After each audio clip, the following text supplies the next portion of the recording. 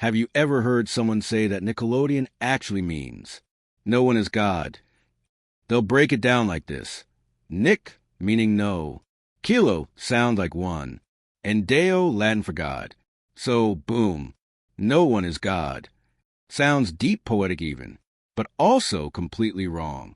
This kind of interpretation is what we call folk etymology, where people take familiar parts of a word and twist them to fit an idea or argument, regardless of its real origin.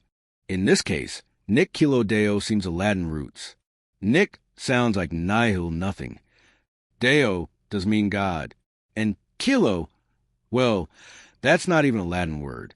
But when you look at it carefully, this breakdown is built on sound-alikes, not actual meanings.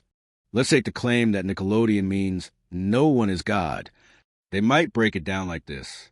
Nic equals no, or sometimes compared to Latin NEC, which means nor, not even. Kilo equals maybe sounds like silo in Latin, which actually means I hide or conceal. Deo equals this one's real, from deus, meaning God. So people try to piece it together as not, hi, God, twisting it to mean no one is God or God is hidden. It sounds mysterious, but none of it holds up. NEC isn't the same as Nic, and it never meant no one. Silo means I hide, has nothing to do with one or kilo. And most importantly, this entire breakdown is retrofit logic.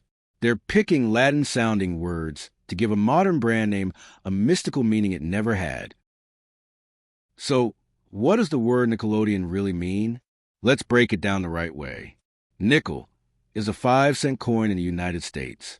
Odeon comes from ancient Greek oideon, which means a building for musical or theatrical performances, basically a theater. So, put together, Nickelodeon literally means a 5-cent theater. It was a name given to small, early 20th century movie houses in America, where you could watch short films or performances for just a nickel. The very first Nickelodeon opened in Pittsburgh in 1905. It was a humble space, often a converted storefront, with hard wooden chairs, flickering silent films, and a crowd full of excitement. These places were loud, cheap, and lively, a far cry from any divine debate. Eventually, the term Nickelodeon faded from cinema history, until 1977, when a kids' TV network revived the name, using it not because of Latin philosophy, but as a nostalgic nod to old-school entertainment. So next time someone tells you Nickelodeon means no one is God, you'll know it doesn't come from Latin. It doesn't mean nothing profound.